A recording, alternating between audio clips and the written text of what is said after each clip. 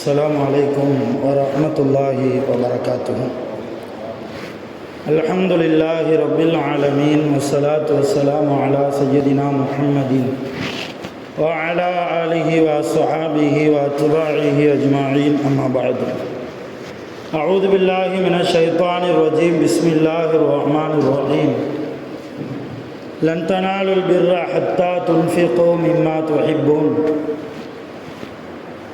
وقال نبينا محمد رسول الله صلى الله عليه وسلم: الصدقة رد البلاء ورد القضاء.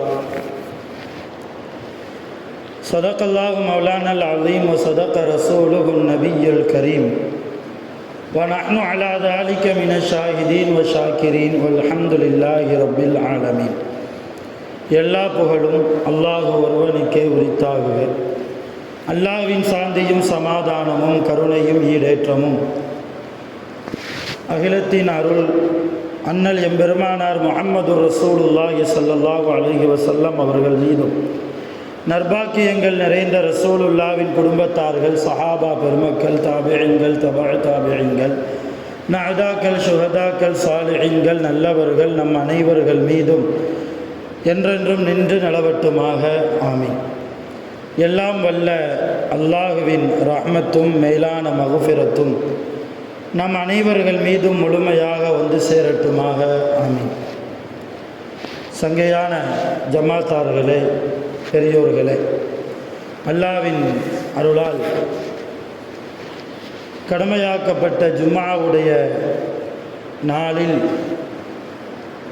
அல்லாஹ்வுடைய ஆலயத்தில் ஜும்ஆவை நிறைவேற்றுவதற்கு நாம் அமர்ந்திருக்கிறோம்.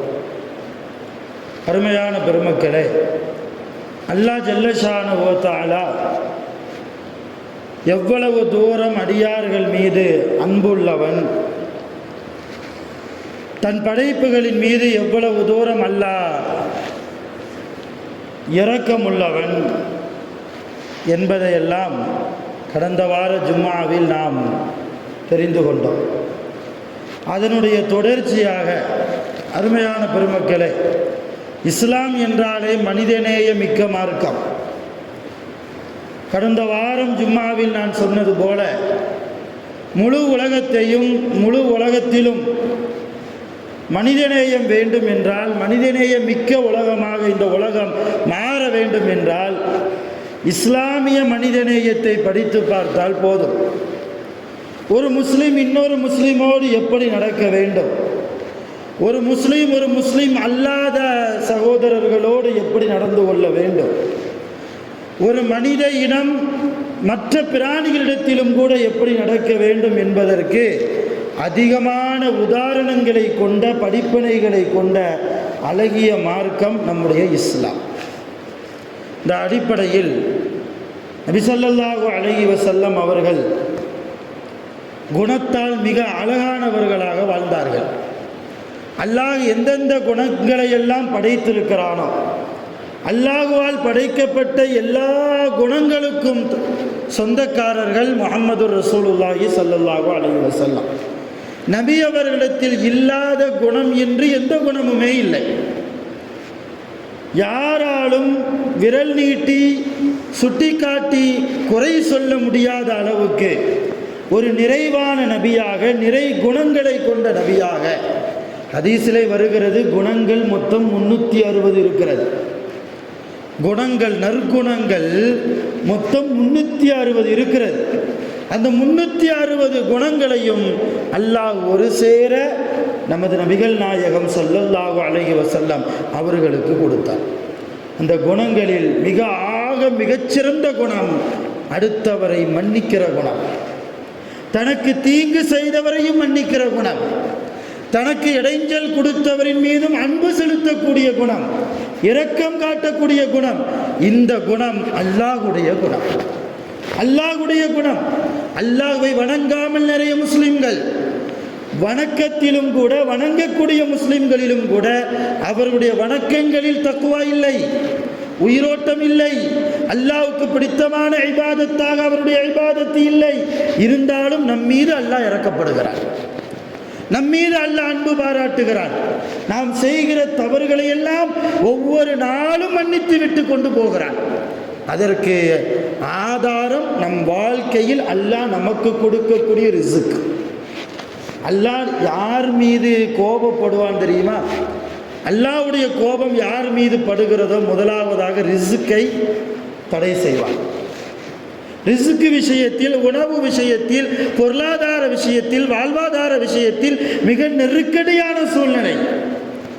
அல்லாஹ் தஆலா குர்ஆனில் சொல்கிறான், வமன் அஅரத அன் திக்ரி ஃபஇன்ன லஹு மஈஷத்தன் தன்கா.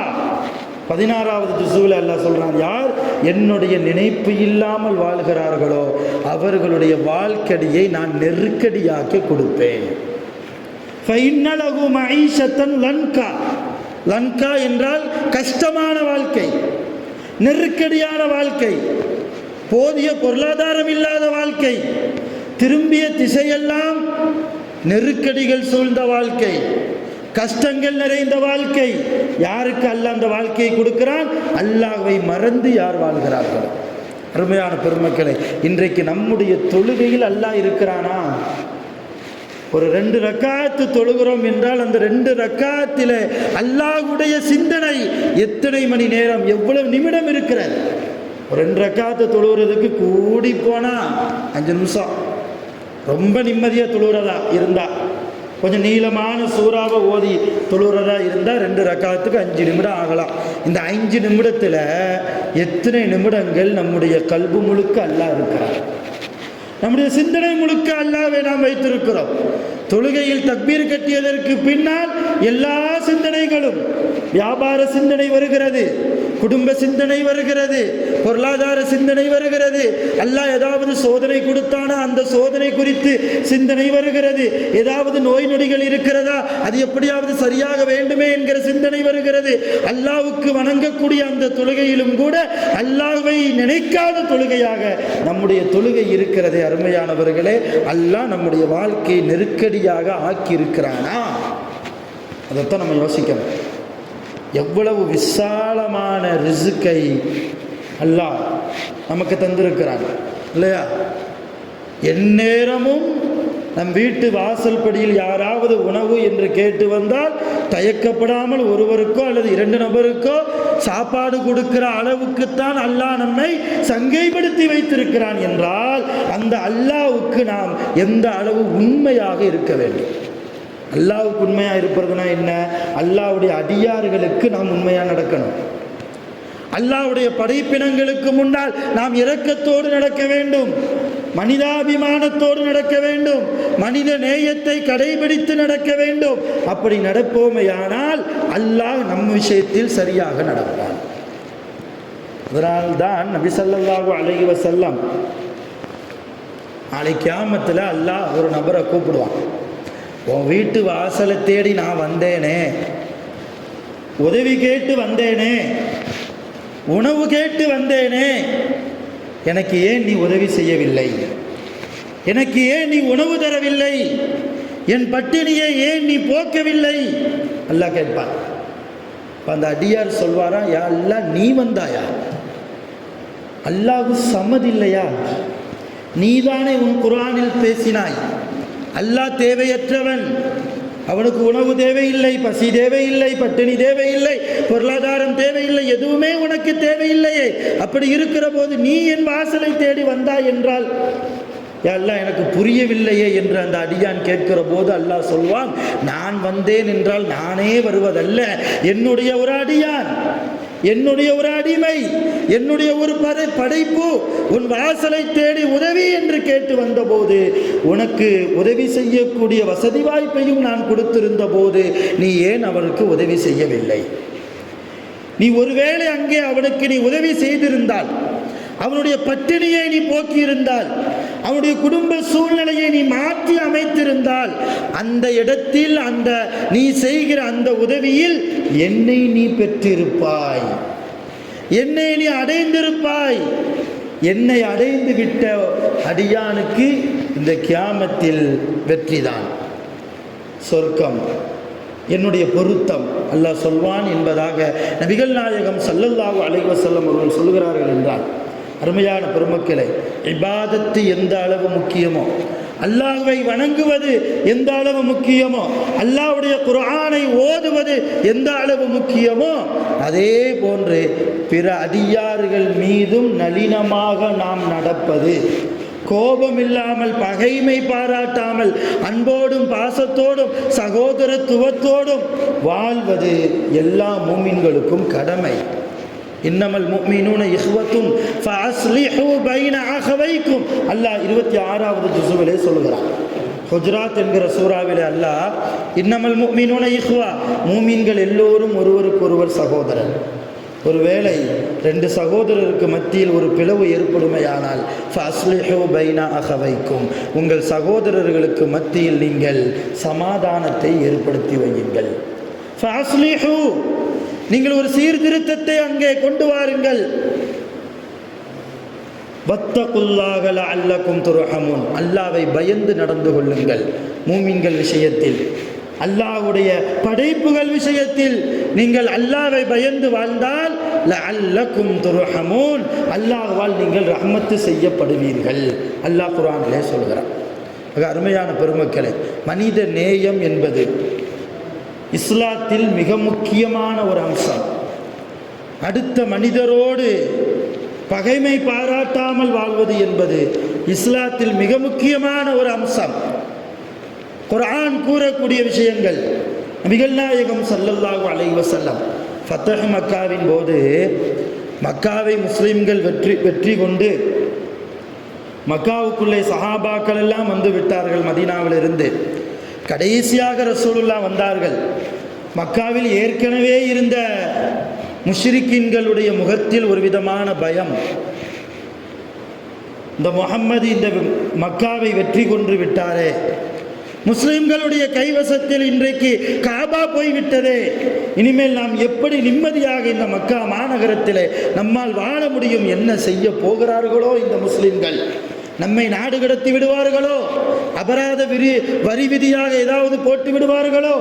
நம்முடைய வாழ்வாதாரத்திற்கு ஏதாவது இடைஞ்சல் வந்து விடுமோ என்கிற பல கோணங்களில் அந்த மக்கள் எல்லாம் பலவிதமாக யோசித்து கொண்டிருந்த போது நபிகள் நாயகம் ஸல்லல்லாஹு அலைஹி வஸல்லம் அவர்கள் சொன்னார்கள், நீங்கள் தாராளமாக மக்காவில் எப்படி வாழ்ந்தீர்களோ அதே போன்றே நீங்கள் வாழலாம், அதே போன்றே நீங்கள் வாழலாம். உங்களை நான் இன்றைய தினம் எந்த விதமான காரண காரியங்களையும் சொல்லி நான் உங்களை பழி வாங்குவதாக இல்லை. ஒன்றை மட்டும் புரிஞ்சுக்கணும், பழி வாங்குவதற்கு உலகத்தில் மிக தகுதியானவர்கள் முஹம்மது ரசூலுல்லாஹ். பழி வாங்கப்படுவதற்கும் தகுதியான நபர்கள் மக்கத்து காஃபிர்கள். அவ்வளவு தொல்லைகளை கொடுத்தார்கள் முஸ்லிம்களுக்கும் நபி அவர்களுக்கும். அவர்கள் பழி வாங்கினால் அல்லாஹ் தண்டனை கொடுக்க போவதில்லை, அல்லது நீங்கள் பழி வாங்க கூடாது என்பதாக அந்த நிமிடம் வரைக்கும் எந்த ஒரு வசனங்களையும் அல்லாஹ் நபி ஸல்லல்லாஹு அலைஹி வஸல்லம் அவர்களுக்கு வஹியாக இறக்கவும் இல்லை. ரசூலுல்லாஹ் தன்னுடைய மன்னிக்கும் குணத்தை, மனித நேய குணத்தை ரசூலுல்லாஹ் அங்கே காண்பிக்கிறார்கள். உங்களை நான் மன்னித்து விட்டேன், எக்காரணத்தை கொண்டும் எந்த காரியங்களை கொண்டும் உங்களை நான் பழிவாங்குவதாக இல்லை. நீங்கள் சந்தோஷமாக மகிழ்ச்சியாக இந்த மக்கா மாநகரத்திலே நீங்கள் வாழ்ந்து கொள்ளலாம். எதை வேண்டுமானாலும் நீங்கள் வழங்கிக் கொள்ளுங்கள். அல்லாஹ்வை வணங்குகிறீர்களா, என்னை நபியாக ஏற்கிறீர்களா, எனக்கு ரொம்ப சந்தோஷம். இல்லை என்று மறுக்கிறீர்களா, அல்லாஹ் உங்களுக்கு ஹிதாயத்து தரட்டும் என்று நான் துஆ செய்கிறேன். உங்களோடு நான் போர் செய்வதற்கோ, உங்கள் உடைமைகளை அபகரிப்பதற்கோ, உங்களுடைய நிலங்களை எல்லாம் அபகரிப்பதற்கோ, உங்களுடைய பொருளாதாரங்களுக்கு கேடு விளைவிப்பதற்கோ, உங்கள் வியாபாரத்திற்கு குறுக்கீடாக நிற்பதற்கோ நான் விரும்பவில்லை. என் சஹாபாக்களும் அப்படி இருக்க மாட்டார்கள். சஹாபாக்களை பார்த்து ரசூலுல்லாஹ் சொன்னாங்க, அநியாயமாக அநியாயமாக என் உத்தரவு இல்லாமல், அல்லாஹ்வுடைய உத்தரவு இல்லாமல் இந்த மக்காவிலிருந்து ஒரு புற்பூண்டை கூட நீங்கள் பிடுங்கக்கூடாது, நீங்கள் பிடுங்கக்கூடாது. இது என்னுடைய கட்டளை என்றார்கள் நபிகள் நாயகம் ஸல்லல்லாஹு அலைஹி வஸல்லம். அந்த அளவு தன்னை எதிரியாக நினைத்தவர்களிலும் கூட நபிகள் நாயகம் ஸல்லல்லாஹு அலைஹி வஸல்லம் மனித நேயத்தோடு வாழ்ந்திருக்கிறார்கள். சுஹைல்னு சொல்லி ஒரு சஹாபி. சுஹைல் யார்? இந்த சுஹைல் ஹுதைபியா நபி ஸல்லல்லாஹு அலைஹி வஸல்லம் அவர்கள் மதீனாவிலிருந்து உம்ராவுக்காக வந்தாங்க மக்காவுக்கு. அந்த வருடம் அவங்கள மக்காவுக்குள்ள அபூஜஹல் அனுமதிக்கலை, மக்கத்து நாட்டாமைகள்லாம் அனுமதிக்கலை. ஹுதைபியாங்கிற இடத்தை அந்த மரத்தின் பக்கமே தடுத்தாங்க. அங்கே வச்சு ஒரு ஒப்பந்தம் போடப்பட்டது. அந்த ஒப்பந்தம் போடப்பட்ட போது அபூஜஹல் சார்பாக பேச வந்தவர் இந்த சுஹைல் இப்னு அம்ர். இந்த சஹாபி பேர் சுஹைல் இப்னு அம்ர். அவர் அப்போ சஹாபியா இல்லை, ரொம்ப பேச்சு கலையில் வித்தகர். அவர் பேச்சு கலையில் வித்தகர். விவாதம் செய்வதில் அவரை அடிக்க முடியாது அந்த நேரத்தில் அரபு தேசத்தில். அப்படிப்பட்ட சுஹைல் இப்னு அம்ர் அவங்களுடைய வாழ்க்கையை எடுத்து படித்து பார்த்தால் சுஹைல் இப்னு அம்ர் ரலியல்லாஹு தஆலா அன்ஹு அவங்க சொல்கிறாங்க, நான் இஸ்லாத்திற்குள் வந்ததற்கு அடிப்படை காரணம் நபி அவர்களுடைய மனிதாபிமானம்.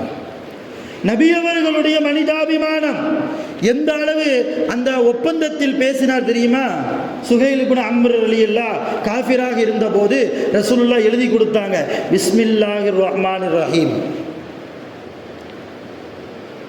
அல்லாஹ்வுடைய தூதர் முஹம்மது நபியாகிய நான் அபூஜஹலுக்கு எழுதி கொடுப்பது அப்படின்னு லெட்டர் ஆரம்பிச்சாங்க.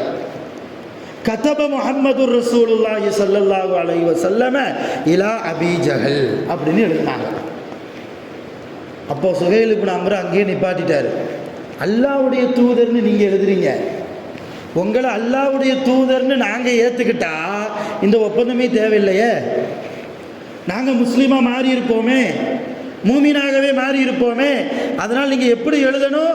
கதப முஹம்மது ரசூலுல்லாஹ்னு போடக்கூடாது, கதப முஹம்மது இப்னு அப்துல்லான்னு எழுதணும்னு நாங்கள் சுஹைல் இப்னு அம்ர் அப்படி சொன்னாங்க. கதப முஹம்மது இப்னு அப்துல்லா, அப்துல்லாவுடைய மகன் முஹம்மத். யாருக்கு? இலா அபீ ஜஹல், அபூஜஹலுக்கு எழுதுகிற கடிதம். அப்படித்தான் நீங்கள் ஆரம்பிக்கணும், ரசூலுல்லான்னு ஆரம்பிக்க கூடாதுன்னு. அவ்வளவு எழுதுகிற அந்த கடிதத்தின் ஆரம்பத்திலேயே வலியையும் வேதனையையும் தன்னுடைய வார்த்தைகளால் நபியவர்களுக்கும் மூமின்களுக்கும் கொடுத்தவர் சுஹைல் இப்னு அம்ர். அவங்களுக்கு அல்லாஹ் தஆலா இஸ்லாமிய ஹிதாயத்தை கொடுத்ததற்கு பின்னால் அவங்க வாயிலிருந்து வரக்கூடிய வார்த்தை என்னை ஈமானுக்குள் கொண்டு வந்தது, எனக்குள் இஸ்லாத்தை கொண்டு வந்தது நபிகள் நாயகம் ஸல்லல்லாஹு அலைஹி வஸல்லம் அவர்களுடைய மனிதாபிமானம்தான். பிற மக்களோடு, அடுத்த மனிதர்களோடு அவர்கள் காட்டக்கூடிய அந்த மனிதாபிமானம், அந்த இரக்க குணம், அந்த பாசம், அதை பார்த்து ஈர்க்கப்பட்டு தான் நான் இஸ்லாத்திற்குள்ளே வந்தேன் என்று இப்படி பெண்ணும் பெரிய சஹாபாக்கள் எல்லாம், மிகப்பெரிய சஹாபாக்கள் எல்லாம். யூத கூட்டத்தினுடைய பாதிரியாராக இருந்தார் ஒருவர், அப்துல்லா இப்னு சலாம் என்று அவருடைய பெயர். அந்த நேரத்தில் யூத பாதிரிமார்களில் மிகப்பெரிய பாதிரியார் அவர். தலைமை பீடத்தில் இருக்கக்கூடிய ஒரு மிகப்பெரிய குரு அப்துல்லா இப்னு சலாம். அவங்க சொல்றாங்க, ரசூலுல்லாஹி ஸல்லல்லாஹு அலைஹி வஸல்லம் அவர்களுடைய மனிதாபிமானத்தை பார்த்து எனக்கு பிடித்து போய் நான் மூமினாக மாறினேன், இஸ்லாத்திற்குள்ளே வந்தேன். இப்படி நிறைய சஹாபாக்கள் ரசூலுல்லாஹ்வுடைய மனிதாபிமானம் என்கிற அந்த அற்புத குணத்தை பார்த்து தான் மூமினாகவே மாறினார்கள், முஸ்லிமாகவே வந்தார்கள். அந்த ரசூலுல்லாஹ்வுடைய சமூகத்தில் இருக்கக்கூடிய நாமும் மனிதாபிமானத்தை கடைபிடிக்க வேண்டும், மனிதாபிமானத்தை கடைபிடிக்க வேண்டும். நம் வட்டாரத்தில் வாழ்பவர்களோடு, நம்முடைய சொந்த குடும்பத்திற்குள்ளாக, நம்முடைய உறவுக்காரர்களோடு மனிதாபிமானத்தை, அந்த மனித நேயத்தை கடைபிடித்து வாழ்கிற போது அல்லாஹ்வுடைய ரஹ்மத் நமக்கு கிடைக்கும். அல்லாஹ்வுடைய பரக்கத் நமக்கு கிடைக்கும். எல்லாவற்றிற்கும் மேலாக நாளை கியாமத்தில் அல்லாஹ்வால் வெற்றி கொள்ளப்பட்ட அல்லாஹ்வின் புறத்திலிருந்து வெற்றியை அடைந்த ஒரு சாலிஹீன்களுடைய கூட்டத்தில் நம்மால் சுவனத்திற்குள்ளே நுழைய முடியும். அருமையான பெருமக்களை, இதை விடுத்து மனிதநேயம் இல்லாமல் வாழ்ந்தால், அடுத்தவர் கஷ்டப்பட்டு கொண்டிருக்கிற போது அதை பார்த்து ரசித்து வாழ்வோமேயானால், அல்லது அடுத்தவருக்கு கொடுக்காமல் நாம் வாழ்வோமேயானால், மனிதநேயத்தின் அடிப்படையே பக்கத்து வீட்டுக்காரர் பசியோடு இருக்கிற போது நாம் சாப்பிடக்கூடாது. அல்லது நாம் நல்ல சாப்பாடு சாப்பிட்டு பக்கத்து வீட்டுக்காரர் ஒரு தரம் குறைந்த சாப்பாடு சாப்பிடுகிறார் என்றால் நாம் அவருக்கு நல்ல அண்டை வீட்டுக்காரர் அல்ல என்கிறார்கள் நபிகள் நாயகம் ஸல்லல்லாஹு அலைஹி வஸல்லம். நம்முடைய பக்கத்து வீட்டுக்காரர் விஷயத்திலும் கூட அவர்கள் சந்தோஷமாக சாப்பிடுவதற்கும், அவர்கள் வறுமையில் வாடிக்கொண்டிருக்கிற போது அல்லாஹ் நமக்கு கொடுத்த ரிசுக்கிலிருந்து அவர்களுக்கு கொடுத்து நாம் உதவி அவர்களை கொஞ்சம் மேலே தூக்கி விடுகிற போது அல்லாஹ் நம்மை பார்த்து ஆனந்தப்படுகிறார். அதைத்தான் மூமின்களுடைய அடையாளமாக, முத்தகீன்களுடைய அடையாளமாக அல்லாஹ் குர்ஆனில் சொல்கிற போது வமிம்மா ரஸக்னாஹும் யுன்ஃபிகூன் என்று சொல்கிறார். முத்தகீன்களுடைய அடையாளம், இறையச்சவாதிகளுடைய அடையாளம் என்ன தெரியுமா? அல்லாஹ் அவர்களுக்கு கொடுத்ததிலிருந்து எடுத்து அவர்கள் செலவு செய்வார்கள். யாருக்கு?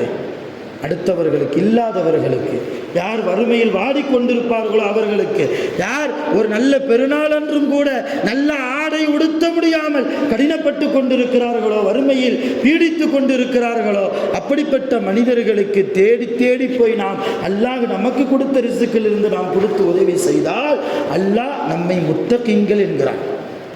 இந்த குணம் நம்மிடத்தில் இருந்தால் நாம் இறையச்சவாதிகள் என்கிறான் அல்லாஹ். நபி ஸல்லல்லாஹு அலைஹி வஸல்லம் மதீனாவில் இருக்கிற போது சஹாபாக்களோடு ஒரு சமயம் பேசி கொண்டிருந்த போது ஒரு ஆயத்தை அல்லாஹ் இறக்கினான். 4வது ஜுஸுவினுடைய முதல் ஆயத்தே அதுதான். லன் தனாலுல் பிர்ர ஹத்தா துன்ஃபிகு மிம்மா துஹிப்புன் என்று தொடங்கக்கூடிய அந்த வசனம் என்ன அர்த்தம்? நீங்கள் அடுத்தவருக்கு கொடுக்கிறதா இருந்தால் உங்களுக்கு எது பிடித்தமான பொருளோ அதை கொடுங்க. உங்களுக்கு பிடித்தமானதை நீங்கள் அடுத்தவருக்கு கொடுக்கும் வரைக்கும் அல்லாஹ்வின் புறத்திலிருந்து முழுமையான நன்மையை உங்களால் அடைய முடியாது என்று அந்த ஆயத்துக்கு அர்த்தம். இன்னைக்கு கூட நம்ம கூட யாராவது நம்மள்கிட்ட மிஸ்கீன்கள் வந்தால் இருக்குதுல எது பழைய 10 ரூபா தேடி பார்த்து கொடுக்குறோம் இல்லையா? எது லைட்டாக கிழிஞ்சிருக்கு தேடி பார்த்து கொடுக்குறோம் இல்லையா? இது அல்ல தர்மம். இதனால் அல்லாஹ்வுடைய பொருத்தம் கிடைக்காது.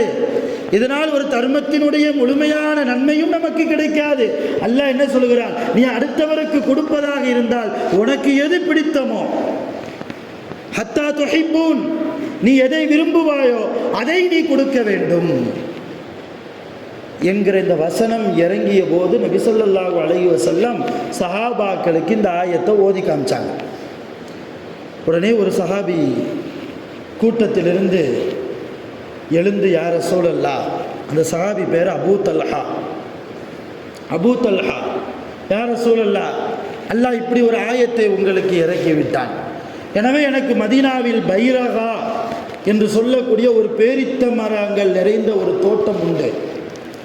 அந்த தோட்டத்தில் எனக்கு எப்பொழுதெல்லாம் ஓய்வெடுக்க நான் நினைக்கிறேனோ அந்த தோட்டத்திற்குள்ளே சென்று கொஞ்சம் ஓய்வெடுத்து வருவேன். ரொம்ப பிடித்தமான தோட்டம். எனக்கும் என் மனைவிக்கும் என் குடும்பத்தார்களுக்கும் இருக்கிற சொத்துக்களில் மிக பிடித்தமான சொத்து அந்த தோட்டம்தான். அந்த தோட்டத்தை நான் இப்பொழுது அல்லாஹ்வுக்காக தர்மம் செய்கிறேன். உங்களிடத்தில் நான் தர்மம் செய்கிறேன்.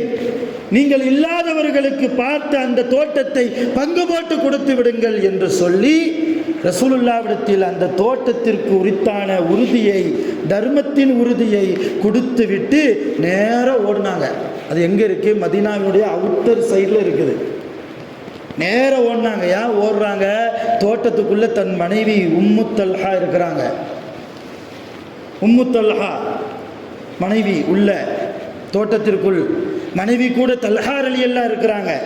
யார்? அவங்க மகன் தல்ஹா. தர்மம் செஞ்சதற்கு பின்னால் அந்த தோட்டத்தில் இருந்து ஏதாவது ஒரு பழங்களை எடுத்து சாப்பிட்டு விட்டால் ரசூலுல்லாவுடைய அனுமதி இல்லாமல் இனிமேல் சாப்பிட்டால் அது ஹராம் ஆயிற்றே.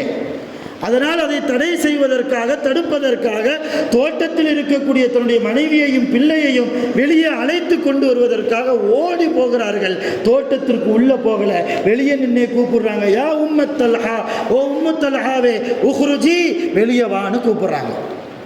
வெளியே வா.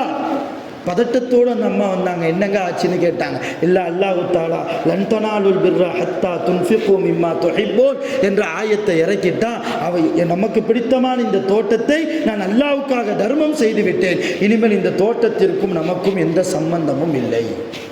வா புறப்படலாம் என்று சொன்னபோது அந்த உம்மு தல்ஹா சொன்ன வார்த்தை என்ன தெரியுமா? ரபிஹக்கல்லாஹு ஃபீ திஜாரத்திக. இந்த வார்த்தையை சொன்னாங்க. ரபிஹக்கல்லாஹு ஃபீ திஜாரத்திக, என் அருமை கணவரே, உங்களுடைய இந்த வியாபாரத்திலே அல்லாஹ் அதிகமான லாபத்தை தருவானாக. இதுதான் மனைவி. இன்னைக்கு 100 ரூபா சம்பாதிச்சு அதில் ஒரு 70 ரூபா தர்மம் கொடுத்துட்டு 30 ரூபாய் கொண்டு வீட்டை மாட்ட கொடுத்தா வீட்டிலையே இங்கே இல்லையா வார்த்தைகள் வித்தியாசமாக வரும். இன்றைக்கு நம்முடைய குடும்ப நிலைமை இப்படி. ஆனால் உம்மு தல்ஹா ரலியல்லாஹு தஆலா அன்ஹா என்ன சொன்னாங்க? இவ்வளவு பெரிய தோட்டத்தை கொடுத்துட்டு வந்திருக்கிய, கொஞ்சமாவது சொல்லி ஏதாவது திட்டுனாங்களா அந்த சஹாபிய? பொருந்தி கொண்டார்கள். எப்படி? அன்னை ஃபாத்திமா ரலியல்லாஹு தஆலா அன்ஹா தான் காய்ச்சலில் இருந்தபோது, கடுமையான காய்ச்சலில் இருந்தபோது, வீட்டிலே அடுப்பு எரிந்து 3 நாட்களுக்கு மேலே ஆகிவிட்டது. தன்னுடைய ஹசன் ஹுசைன் ரலியல்லாஹு அன்ஹுமா சாப்பிட்டு 3 நாட்கள் ஆகிவிட்டது. கடுமையான பசியில் துடித்து கொண்டிருக்கிற தன்னுடைய பிள்ளைகள், தனக்கும் பசி, தன்னுடைய கணவருக்கும் பசி, வீட்டிலே சமைப்பதற்கு சாப்பிடுவதற்கு எந்த உணவு பொருளுமே இல்லை. அந்த நேரத்தில் தன் கணவர் அலியை கூப்பிட்டு ரசூலுல்லாஹ் தனக்கு அன்பளிப்பாக கொடுத்த ஒரு பட்டு ஆடை, அந்த ஆடையை கொடுத்து இதை போய் சந்தையில் போய் விற்றுட்டு அது மூலமாக ஏதாவது கிடைச்ச உணவு தானியங்களை வாங்கிட்டு வாங்க, பிள்ளைங்க சாப்பிட்டு 3 நாள் ஆகுது அப்படின்னு சொல்லி அனுப்பிய போது அலிரலியல்லாஹு நேரம் போனாங்க. சந்தையில் கொண்டு போய் விற்றாங்க. சில திருகங்கள் தீனார்கள் கிடைச்சது.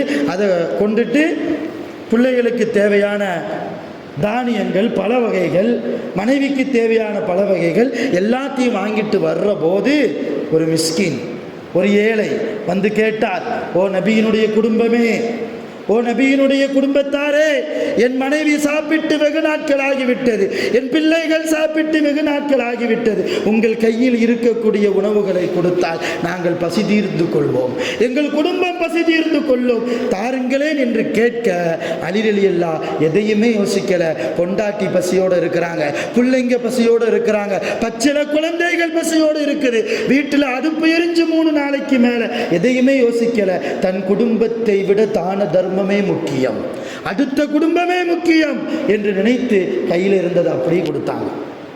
வெறுங்கையை வீசிட்டு உள்ள வந்தாங்க. ஃபாத்திமா அம்மா பார்த்தாங்க. என்னங்க? எல்லாத்தையும் நடந்ததை சொன்னாங்க.